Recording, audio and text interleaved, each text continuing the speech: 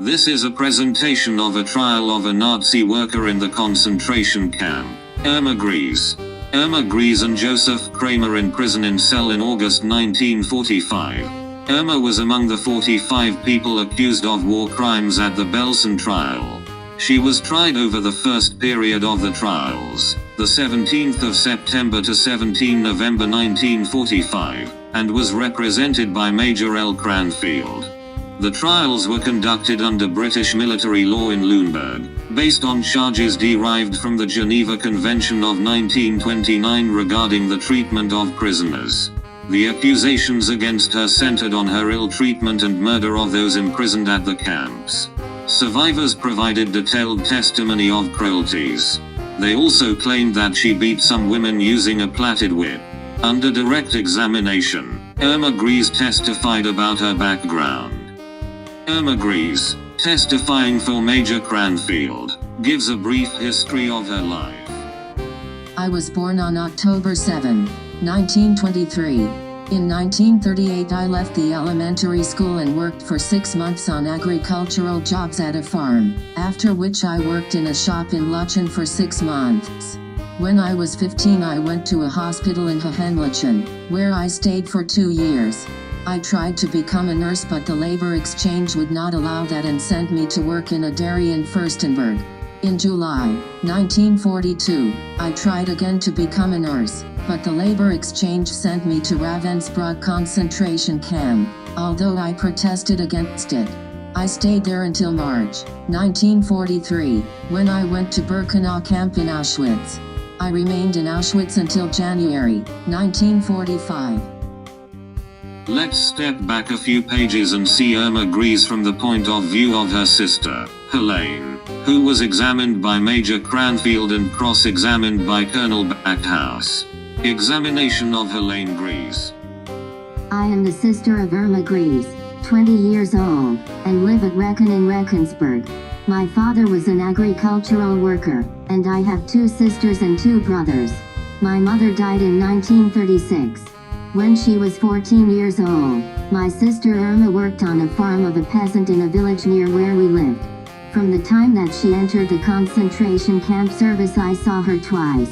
In 1943 she came home on leave, and the only thing she told us about her work was that her duties consisted of supervising prisoners so that they should not escape. I saw her when she left Auschwitz in 1945, and she told me that she had been working for a considerable period in a sort of a post office, receiving and distributing mail, and that sometimes she had been detailed to guard duties. From your knowledge of your sister, do you think her a person likely to beat the prisoners under her charge? No. In our school days when, as it sometimes happens, girls were quarreling and fighting, my sister had never the courage to fight, but on the contrary she ran away. Cross-examination of Helene Grese. When your sister went to work on the farm when she was 14, how long did she stay there? About 6 months to a year. Where did she go from there? She went to Hohenlochen as a sort of nurse, and then to a small dairy in Fürstenberg, where she worked, I believe, 12 to 18 months. Did she go from there into the SS? Yes, in 1942 she went to Ravensbrück, which was very near us. How long before 1943 was it since you had seen your sister? In spring 1942, when she was working in the dairy. When she came home in 1943, did your father give her a thrashing? I did not see that, but he was quarreling with her because she was in the SS. Did he forbid her to come to the house again? I do not know. She never came again. Why did your father lose his temper with her? Because he was very much against her being in the SS. We all wanted to belong to the Bund Deutscher Mädchen, but he never allowed us to do so. I have not seen my father since April 1945. Irma Grese again, questioned by her lawyer Major Cranfield. Did you carry a stick at Auschwitz? Yes, an ordinary walking stick. Did you carry a whip at Auschwitz? Yes, made out of cellophane in the weaving factory in the camp. It was a very light whip, but if I hit somebody with it, it would hurt. After 8 days, Commandant Kramer prohibited whips, but we nevertheless went on using them. I never carried a rubber truncheon. Where did the order come from for what we call selection parades? That came by telephone from a Rapportfahrerin or from a Verhofseherin Dreschel. When the order came, were you told what the parade was for? No. What were the prisoners supposed to do when the whistle went? Fall in fives, and it was my duty to see that they did so.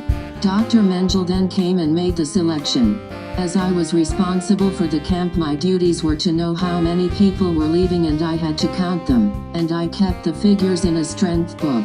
After the selection took place, they were sent into B camp, and Dreschel telephoned and told me that they had gone to another camp in Germany for working purposes or for special treatment, which I thought was the gas chamber. I then put in my strength book either so many for transfer to Germany to another camp, or so many for SB. Sonderbehandlung. It was well known to the whole camp that SB meant the gas chamber. Were you told anything about the gas chamber by your senior officers? No, the prisoners told me about it. You have been accused of choosing prisoners on these parades and sending them to the gas chamber. Have you done that? No, I knew that prisoners were gassed. Was it not quite simple to know whether or not the selection was for the gas chamber, because only Jews had to attend such selections? I myself had only Jews in Camp C. Then they would all have to attend the selection for the gas chamber, would they not? Yes. As you were told to wait for the doctors, you would know perfectly well what it was for? No. When these people were parading, they were very often paraded naked and inspected like cattle to see whether they were fit to work or fit to die, were they not? Not like cattle. You were there keeping order, were you not? And if one ran away, you brought her back and gave her a beating? Yes. There are a lot more to the trial. But if I read it all, including all parts and people participating, then this video would be over 20 minutes long. If you want more information, then you can do a quick Google search. Now, let's jump to the execution.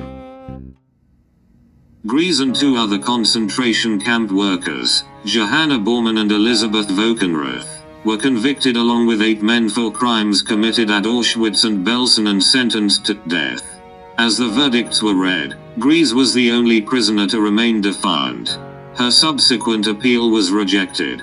According to Wendy Adele Marie Sati, the night before her execution, Grese sang Nazi songs until the early hours of the morning with Johanna Bormann.